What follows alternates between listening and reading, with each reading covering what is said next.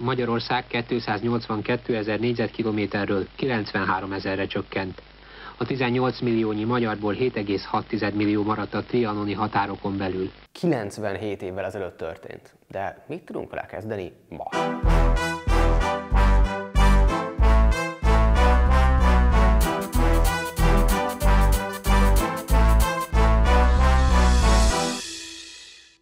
Sziasztok, én Tompos Márton vagyok, ez itt pedig az XYZ, a Momentum vlogja. Mi az, amit tudunk? A békediktátumot 1920. június 4-én írták alá a Versailles Trianon palotában. Az egykori osztrák-magyar monarchia helyén a győztes hatalmak nemzetállamokat akartak, de a birodalmat 5 sok nemzetiségű kisállam és a szinte teljes egészében magyar lakosságú Csonka Magyarország váltotta fel. Jó, ez megvan. A kérdés viszont az, hogy érdemes-e, kell erről beszélni közel 100 évvel később.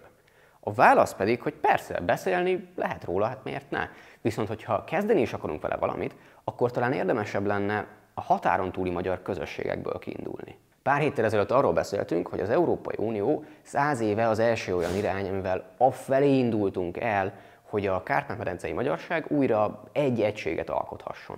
Ennek kapcsán 2 főbb kritikai pontot fogalmaztok meg a kommentekben. Az egyik, hogy Horthy Miklós is vissza tudott szerezni területeket még a 30-as, 40-es években. Ezekkel a lépésekkel viszont elköteleződtünk mind a náci Németország, mind a fasiszta Olaszország mellett, ebbe az irányba nem mennék el. A másik az volt, hogy jó európai egység, de azért nézzük már meg, hogy Romániában vagy éppen Szlovákiában mennyire érvényesülnek a magyar közösségek jogai, különösen a nyelvhasználat területén. És ez egy teljesen jogos felvetés. Erre viszont nem az a válasz, hogy az Unió akkor az kuka, hanem hogy javítsunk rajta. Viszont ehhez először nézzük meg, hogy mit is mond az EU a kisebbségek jogairól, illetve nyelvhasználatáról. Először is fontos, hogy az EU alapszerződése szerint olyan értékekre épült, mint az emberi méltóság, a szabadság, a demokrácia, az egyenlőség, a jogállamiság és az emberi jogok tisztelete. Ideértve a kisebbségekhez tartozó személyek jogait is. Emellett az Európai Unió alapjogi chartájának 21. cikke többek közt azt is megtiltja, hogy nyelvi vagy nemzeti kisebbséghez tartozás miatt megkülönböztessenek bárkit. 1992-ben pedig elfogadták a regionális és kisebbségi nyelvek európai chartáját, amit az EU tagállamai is aláírtak, és amelynek célja, hogy a nyelvek használatának védelmén keresztül hozzájáruljon Európa kulturális hagyományainak és gazdagságának megóvásához. Tök jó, de pont ez az, ami nem teljesül, nem csak a Kárpát-medencében, hanem szerte az EU-ban. A magyar közösségek például több problémával is küzdenek.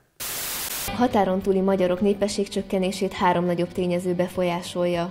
Az első és legfontosabb a csökkenő gyereklétszám. A második a társadalmi-politikai traumák alapján beindult migráció. A harmadik nagyobb tényező az asszimiláció, tehát a többségi nemzetbe való beolvadás. Erre pedig rárakodnak az ilyen atrocitások. Ismeretlen elkövetők lefestették a Gyergyószent Miklós és gyilkostól feliratokat a településtáblákon. Meg a törvényi gondok is. A nyelv használatának a szabadságát korlátozni és büntetni ugyanis a legalapvetőbb emberi jog sárba tiprását jelenti. Pontosan, a nyelvi jogok, az anyanyelv használat, illetve az anyanyelvű oktatás az alapja a személyiség szabad kibontakozásának, illetve az egyenlő emberi méltóságnak. Így ha van olyan terület, amit fejlesztenünk és védenünk kell, akkor ez az. És nem csak a határon túli közösségek, hanem az egész magyarság érdekében. Gondoljatok csak bele, hogy milyen lenne, ha több 100 000 nyelveket beszélő magyart sikerülne integrálni a gazdaság vérkeringésébe. Startból előnyöm az, hogy tudok magyarul is, és tudok románul is, és angolul és németül. Szóval, hogyha a határon túli magyarok sokszor már meglévő tudását alkalmaznánk, akkor egy sikeres külkereskedelemhez kevésbé kellene olyan eredménytelen, de cserébe méregdrága programokra támaszkodnunk, mint a keleti meg a déli nyitás. Emellett pedig nem csak a hazai gazdaságot, hanem az ottani közösségeket is megerősítenénk. Ehhez viszont az első lépcsőfok, hogy megvédjük az unión belüli kisebbségek nyelvhasználathoz való jogait. És pontosan emiatt csatlakozott a Momentum is a Minority Safe Pack, azaz mentőcsomag a kisebbségek jogaiért nevű kezdeményezéshez, amelynek célja, hogy kiálljon a nemzeti és nyelvi kisebbségekhez tartozó emberek jogaiért, illetve a nyelvi és kulturális sokszínűség mellett. Ehhez 7 országból 1 millió aláírásra lesz szükségünk, és így majd az Európai Bizottságnak is napirendre kell tűznie a kérdést. Arról, hogy hol és hogyan tudtok ebben segíteni, a honlapunkon, illetve a Facebook oldalunkon fogunk majd írni, de addig is arra kérünk, hogy gondolkodjatok el azon, hogy hogyan lehetne a határon túli magyarok kérdését egy új oldalról megközelíteni. Ha pedig érdekel a téma, akkor beraktuk a Minority Safe Pack magyar nyelvű tájékoztatófüzetét a leírásba, illetve a vs.hu remek kisfilmjét a határon túli közösségek oktatásáról. Kommentelni és megosztani tudtok lent, feliratkozni oldalt, találkozunk a jövő héten. Sziasztok!